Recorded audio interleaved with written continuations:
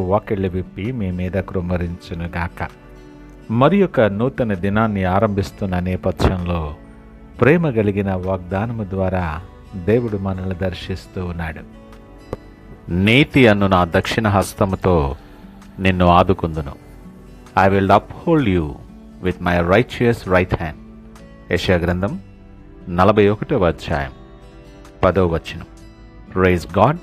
ఈ నూతన దినములో దేవుడు మీ కొరకు సిద్ధపరిచిన ప్రతి దీవెన ఆకాశపు వాకిళ్ళు విప్పి మీ మీద కృమ్మరించునుగాక.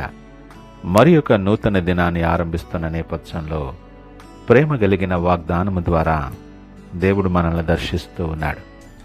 నూతన దినాన్ని ఆరంభిస్తూ ఈ ఉదయకాల సమయంలో మీరు ఏ పరిస్థితుల్లో ఈ మాటలు వింటున్నారో నాకు తెలియదు.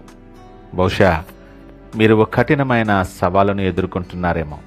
అనేకమైన వేదనలు, ఇరుకులు, ఇబ్బందులు, కన్నీళ్ల మధ్య మీరున్నారేమో. చుట్టూ మనుషులున్నా సహాయం చేసేవారు లేక ఒంటరిగా పోరాడుతున్నారేమో. నా పరిస్థితి ఇంతేనా, నన్ను ఆదుకునేవారు ఎవరూ లేరా అని మీ మనస్సు ప్రశ్నిస్తుందా? భయపడకు. సర్వశక్తిమంతుడైన దేవుడు ఈరోజు మీతో ఒక నిబంధన చేస్తూ ఉన్నాడు. నీతి అను నా దక్షిణ హస్తముతో నిన్ను ఆదుకుందును అని వాగ్దానమిస్తూ నిన్ను బలపరుస్తూ ఉన్నాడు. లోకము నిన్ను వేలెత్తి చూపించవచ్చు, కానీ దేవుడు తన హస్తంతో నిన్ను పట్టుకోవాలని ఇష్టపడుతున్నాడు. ఈ ఉదయకాల ధ్యానం మీ జీవితంలో ఒక నూతన ధైర్యాన్ని నింపబోతుంది. దక్షిణ హస్తము అన్న పదానికి చాలా లోతైన అర్థం ఉంది. అధికారము మరియు శక్తి. దక్షిణ హస్తం అనేది దేవుని సర్వాధికారానికి గుర్తు. ఆయన తన కుడి చేత్తో సముద్రాలు శాసించగలడు, పర్వతాలను కదిలించగలడు. అటువంటి శక్తివంతమైన హస్తం నిన్ను పట్టుకుంటే నిన్ను పడగొట్టే శక్తి లోకంలో దేనికైనా ఉందా? ఆలోచన చెయ్యి. నీతి అనే హస్తం, ఇది కేవలం శక్తిగల హస్తం మాత్రమే కాదు. ఇది దేవుడు నీకు అన్యాయము జరగనివ్వడు అని నిన్ను ధైర్యపరిచేటటువంటి హస్తం. నువ్వెదుర్కొంటున్న ప్రతి అవమానానికి, అపనిందకు ఆయన తన నీతితో తీర్పు తీర్చి నిన్ను తల ఎత్తుకునేలా చేస్తాడు. ఆదుకునట నా మాటకు అర్థం కేవలం పట్టుకోవడం మాత్రమే కాదు, పడిపోకుండా నిలవబెట్టడం. ఒక చిన్న బిడ్డ నడుస్తూ ఉన్నప్పుడు తండ్రి చేయి పట్టుకుంటే ఆ బిడ్డకి ఎంత ధైర్యం ఉంటుందో, సృష్టికర్తని చేయి పట్టుకుంటే నీకు అంతకంటే ఎక్కువ భద్రత ఉంటుంది. ఈ నూతన దినాన్ని ఆరంభిస్తూ ఒకసారి మనము చిన్న ఆలోచన చేద్దాం. నువ్వెవరి చేతిని పట్టుకున్నావు? నీ సమస్యలు వచ్చినప్పుడు నువ్వెవరి వైపు చూస్తూ ఉన్నావు? మనుషుల చేతులు పట్టుకుంటే వాళ్ళు అలసిపోవచ్చు, లేదా వాళ్ళ అవసరం తీరాక నిన్ను వదిలేయచ్చు. కానీ దేవుని హస్తం ఎన్నడూ నిన్ను విడిచిపెట్టదు. విడువని ఎడబాయని దేవుడు ఆయన. నీవు దేవుని హస్తము కిందికి రాకుండా నీ సొంత తెలివితేటల మీద ఆధారపడుతున్నావేమో. ఆలోచన చేయి. అందుకే నీకు భయం కలుగుతుంది. దేవుని దక్షిణ హస్తానికి నీ జీవితాన్ని అప్పగించినప్పుడు నీవు భయపడాల్సిన అవసరం లేదు. ఎందుకంటే నిన్ను మోస్తుంది నీవు కాదు, నిన్ను సృష్టించినటువంటి సర్వశక్తిమంతుడైన దేవుడు. మహోన్నతుడైన దేవుడు నిన్ను ఆదుకున్నప్పుడు నీకు తెలుసా, నీ జీవితంలో అద్భుతాలు మొదలవుతాయి. దేవుని హస్తము నిన్ను తాకినప్పుడు నీ బలహీనత గొప్ప బలంగా మారుతుంది. నీవు ఓడిపోతావు అనుకున్న చోటే నీకు విజయం వస్తుంది. ఇశ్రాయేలీల ముందు ఎర్ర సముద్రం ఉంది.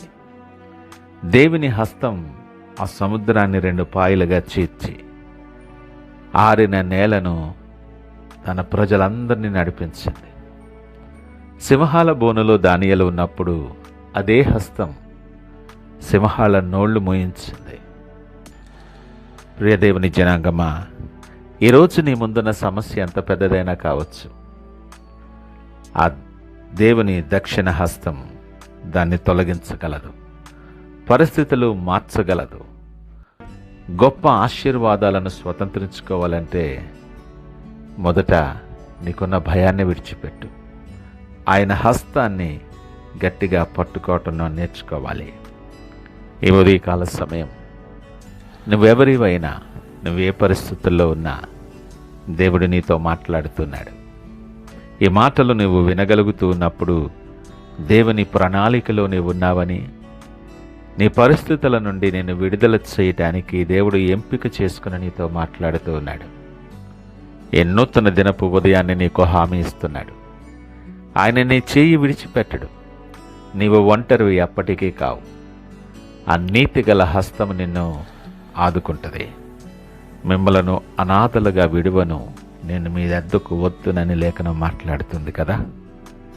నీ ప్రతి పరిస్థితి, నీ ఆలోచన, నువ్వు నడుస్తున్న మార్గం ఆయన ఎరిగినవాడు, నిన్ను చూస్తున్నటువంటి దేవుడు. ఒకసారి ఆలోచన చేయి. నువ్వు ఎవరి చేయి పట్టుకొని నడుస్తున్నావో, ఎవరి మీద ఆధారపడి నువ్వు నడుస్తున్నావో, నీ మార్గములో నెమ్మది లేని ప్రతి పరిస్థితి మార్చబడాలని ఆశపడుతున్న నీవు ఆయన హస్తాన్ని పట్టుకోవటానికి సిద్ధపడు.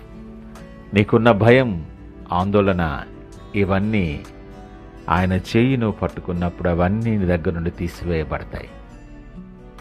నీ భారమంతా ఆయన మీద వేయి. ఆయనను నమ్ముకో.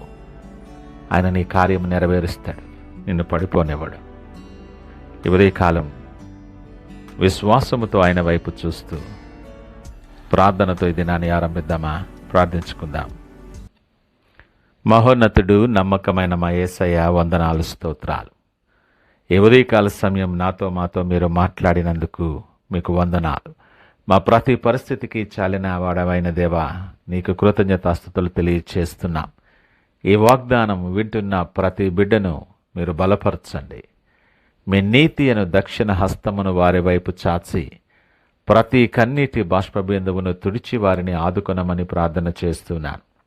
ఏ శత్రువు వారిని తాకకుండా నీ శక్తితో వారిని కాపాడి నీ అగ్ని కంచి వారి చుట్టూ ఉంచమని, వారు పొందుకోవలసిన ప్రతి దీవెనను, అడ్డుకుంటున్న ప్రతి అంధకార శక్తిని యేసు నామములో గద్దిస్తున్నా. సహాయము దయచేయండి. ఈ నూతన దినాన్ని ఆరంభిస్తుంటుండగా ఈ రోజంతా నీ తోడ్పాటు వారికి దయచేసి వారిని నడిపించి అనేక మందికి దీవెనకరముగా, మీకు మహిమకరముగా వారిని దీవించమని, సకల మహిమ, ఘనత, ప్రభావాలు మీకే ఆరోపిస్తూ యేసు పరిశుద్ధ నామమున అడుగుచున్నాం తండ్రి. ఆమేన్. God bless you.